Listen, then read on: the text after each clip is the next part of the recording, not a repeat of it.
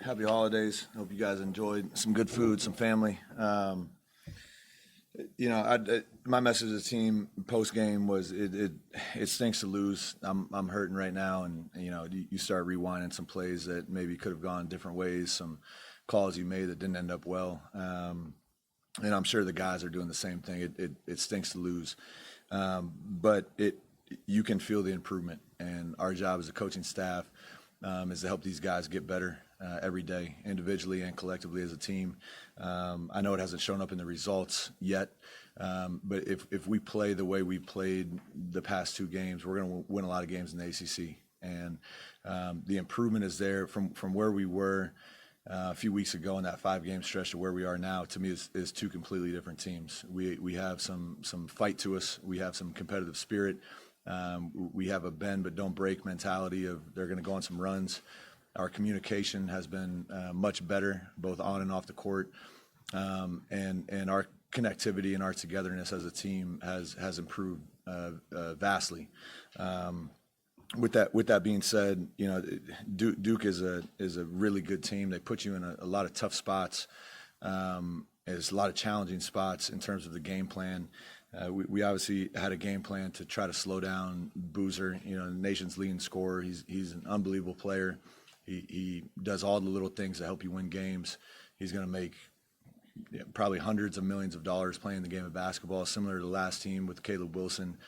But to his credit and to Duke's credit, they adjusted appropriately. They saw our game plan, and Boozer turned into a facilitator, which resulted in a lot of wide open threes for really good shooters. And we had to pick our poison a little bit in terms of throwing traps at him, front in the post.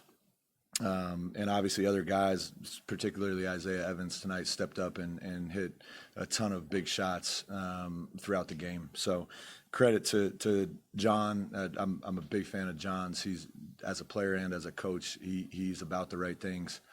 He's a competitor, but he's smart. He's calculated. And just studying Duke, I've learned some things just from game planning against them, some really creative things they're doing for their guys. So altogether, not happy with a loss, but encouraged with the direction of this program that I think will continue to improve and move in the right direction. Please. You talked about Boozer's passing. It's all elite passing. Do you just throw up your hands at some point, some of those plays, the guys he was able to find? We're never going to just throw up our hands. We got to keep fighting. The issue that he creates when you trap is he's so big that a lot of times it just depends on who we put in the low man position. We usually clamp from the baseline. We mixed up a few of our traps tonight, but a lot of times that could be a guard coming over to trap, and he can just pick you apart right over top. A lot of times he surveys, he sees the trap coming, he focuses on where his great shooter is and where his good shooter is. But if you watch film on him, the most impressive thing with him is not the correct play, which is already impressive for a freshman to make the correct play 90% of the time. He throws on time and on target passes. And as a shooter, I wasn't a great shooter, but I was a pretty good shooter if I caught the ball in rhythm right in my pocket. And if you watch film on him, you see it again tonight. His passes the shooter doesn't have to think; they have to catch and shoot. And if you watch our team, we're getting better at this. A lot of our missed threes, we're catching the ball all over the place. And that's why we preach on time, on target passing. It's second nature to Boozer. And both brothers, that's why those kids they've won 4 state titles. They've won everywhere they've gone. They're 2 of the most accomplished high school players in the history of basketball because they just do the simple things really, really well. And that leads to winning. You talked about improvements, especially from that 5-game stretch. You hit on it, the 3-point shooting tonight, and you felt like that first half against North Carolina. What is it? Is it just the confidence thing, and how do you kind of keep building upon it? Yeah, and I know 3-point shooting has been a big focal point with the team in terms of stylistically. It's a big change from where Florida State's been, but also we haven't shot it well. We've just been shooting it, and we've shifted our focus a little bit. And instead of concentrating on 3-point shooting, let's concentrate on the little things that win you games. Number one being our defense. Not allowing, and to me, that's why we lost the game. We allowed that one stretch where they had 3 or 4 uncontested layups in the second half, and then we had a couple bonehead turnovers that led to other easy points. That's where the game got away from us a little bit. But we're pushing to focus on the things you can control in terms of your effort, your defensive togetherness, your rebounding. On the offensive end, like I said, on time, on target passes, attacking the paint, attacking the rim, collapsing the paint, finding the open man consistently. And naturally, if you do those little things, great things are going to happen. And I think that shift of focus away from like, we got to make shots. Now it's just like, just play the right way, and the shots eventually are going to fall. And I believe it. The guys believe it. We shoot well in practice. You just got to eventually make shots, which we did tonight, and that's why we were able to stick with a top 5, top 10 team in the country. But it's a complete shift in focus of like, stop worrying about missing shots and start worrying about the things that actually impact winning. Coach, a second, really close performance against the top 10 teams so far this season.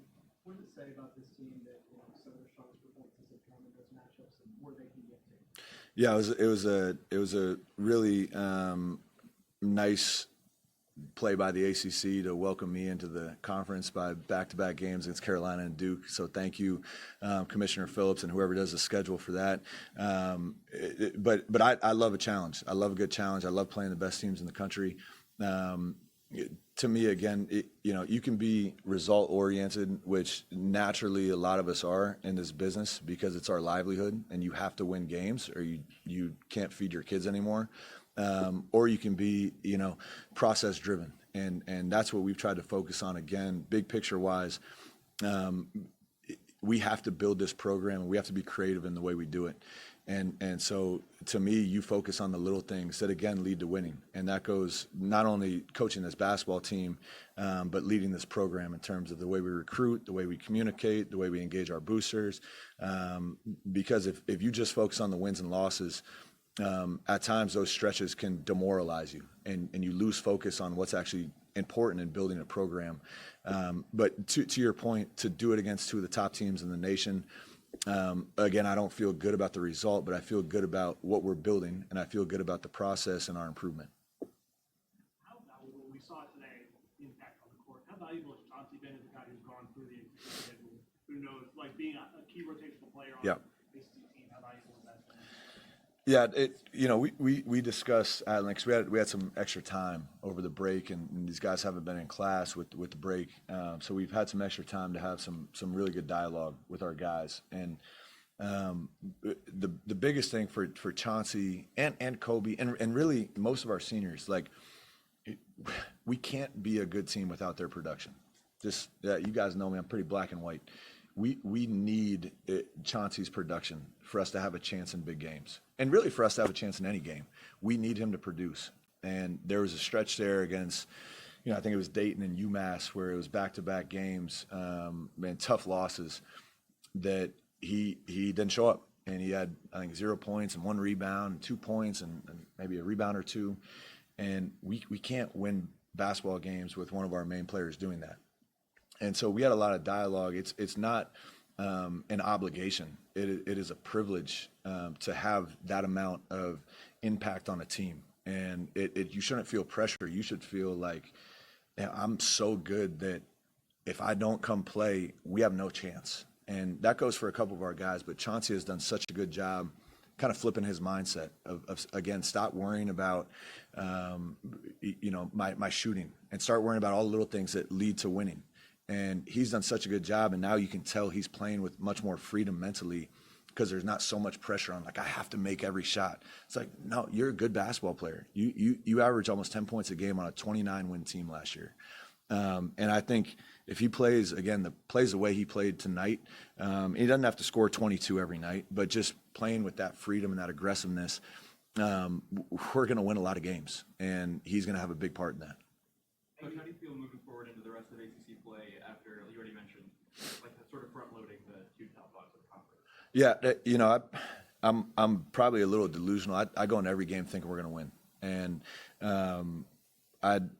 I feel like we can hang with any of these teams. I don't care what the projections say. I don't care how much money teams have spent compared to what we've spent. I feel like we're going to compete with every team in the country.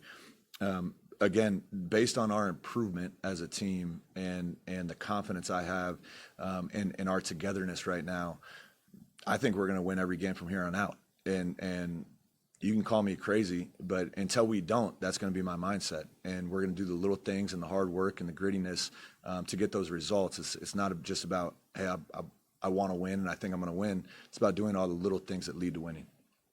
NC State is like the last couple teams. They've got kind of a star guy, right? Darion Williams. And so that's another player that's really going to take concerted effort to try to slow down.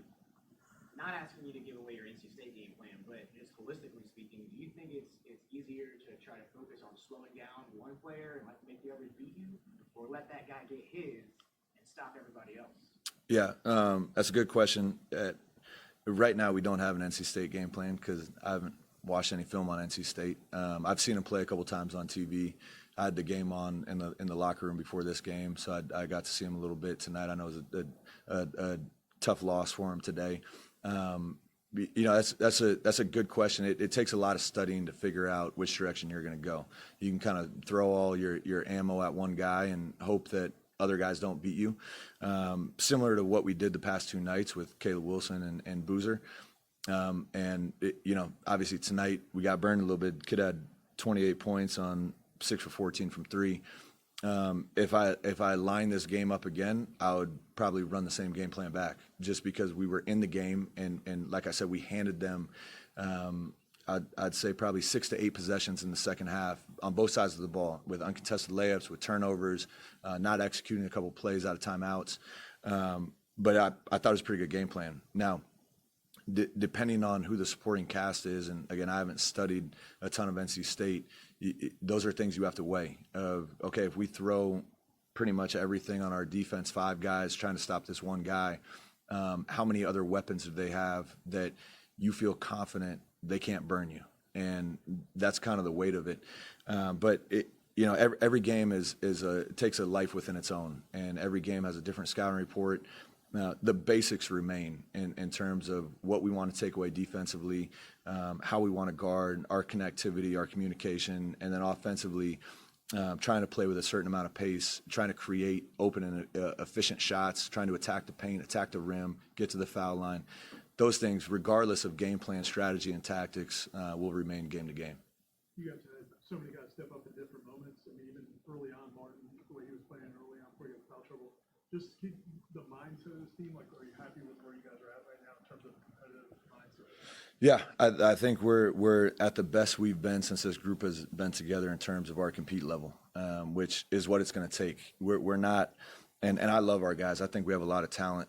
We're not going to over-talent a lot of teams in this league. It's just a reality of it. That's not to say we don't have talent. We do have talent, but we have to play together and we have to compete. And so far, there's been moments in this season that have been very frustrating and completely below our standard. Our guys know that. Our coaches know that.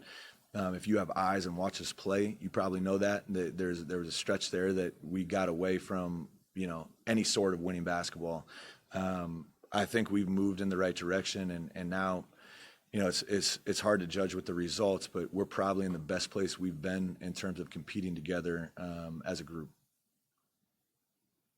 Thank you, guys. Have a great night.